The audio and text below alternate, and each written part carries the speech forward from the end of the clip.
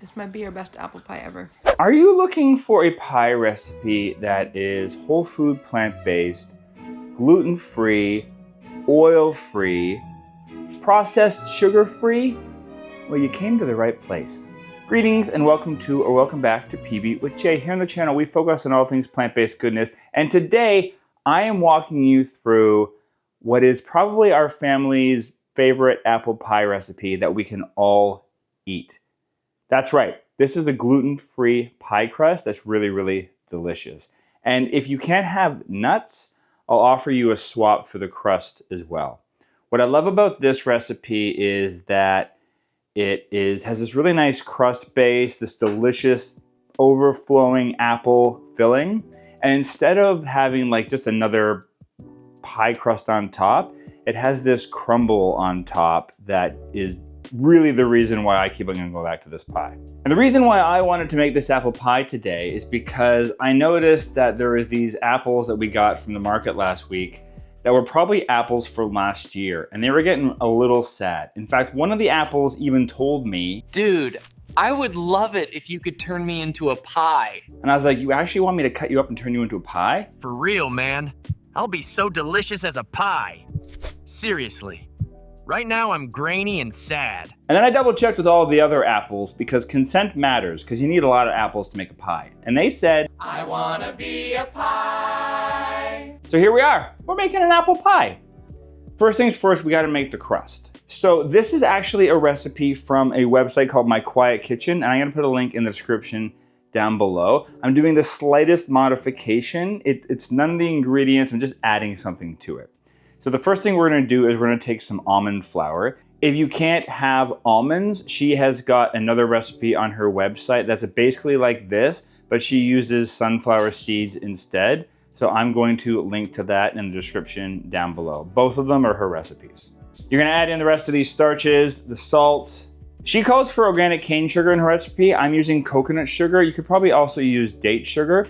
Now here's the thing that I'm adding. I'm adding about a teaspoon, like a heaping teaspoon of cinnamon, because why wouldn't you add cinnamon to a pie crust for apple pie, right? Now once you've got all your dry ingredients into this bowl, just whisk them together so they're nice and combined. And now we're gonna start adding in 5 to 7 tablespoons, just 1 tablespoon at a time. You can put the first 4 in right away and they'll be good to go, just mix them up. And then you're gonna add in 1 more, see how it's doing. The consistency you're looking for is like Play-Doh. So at first here you can see like there were still some cracks in here, so I added another tablespoon. But then as I started to roll it out, you're gonna notice that it was just a little bit too tacky. So I ended up just dusting the dough with just a little bit of more rice flour, and that seemed to help so I could roll it all out. So roll it all out onto a piece of parchment.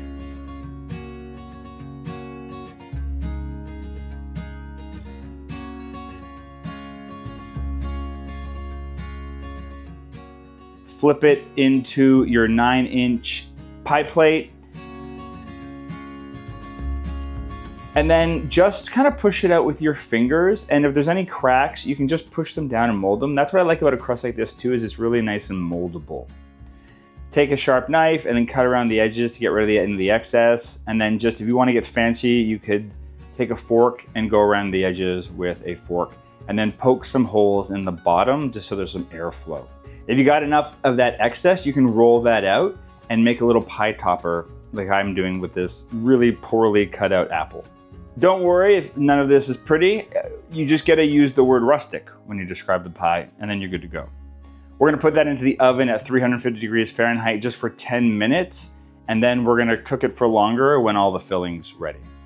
So while that crust is doing its first little bake, we're going to work on the filling. So the first thing you wanna do is get a cup of boiling water and pour it over half a cup of dates. You want a cup exactly because you're gonna keep that water and use that in a minute. While that's happening, you're gonna slice up all of the apples and just set them aside. You can put them back in that bowl you used for the dough. That'll be just fine. The crust dough thing.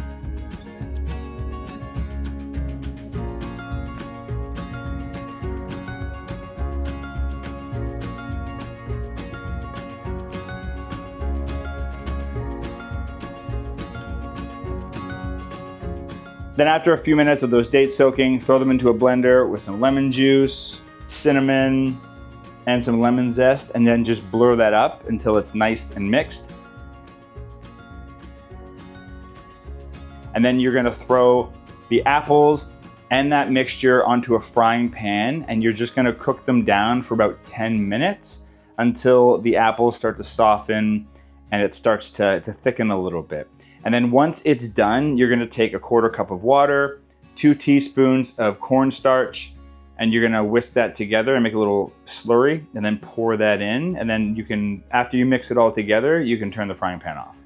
Now, while the apples are cooking down, you're gonna take out your food processor and you're gonna take a 1/2 cup of rolled oats, a 1/2 cup of walnuts or pecans or whatever nuts you got, really. And if you don't wanna use nuts, you could use like pumpkin seeds or sesame seeds. And then you're gonna take another 1/2 cup of softened dates and put them in there as well, along with the other 1/2 of lemon juice. Blitz that all up until it's kind of sticking together. Now, once that pie plate is done, if it's done early, just pull it out and set it aside. And then what you're gonna do is you're gonna pour that filling into the pie plate. Mine is overflowing. I hope it doesn't cook over. If it does, so be it. It's not the worst thing I've done to pie. That sounded naughty. I don't even know what I meant by that. I've done nothing bad to pie. Then we're gonna put that crumble on top of the pie filling. And if you've got a little pie topper like I made, you're gonna put that on as well. We're gonna put that back in the oven at the same temperature for 30 minutes. When it comes out, you're gonna wanna let it sit for a bit because it's gonna be really, really hot. And then slice it up. And if you have some frozen bananas, mash those up and make a little apple pie a la mode.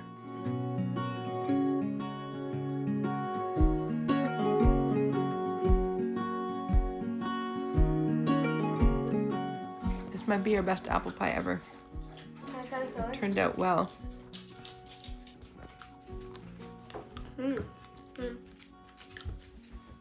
The filling's good. Next time, just make me extra filling and make me a bowl of filling. Oh, it's just very flavorful. Lots of apple. Good texture. Just really good.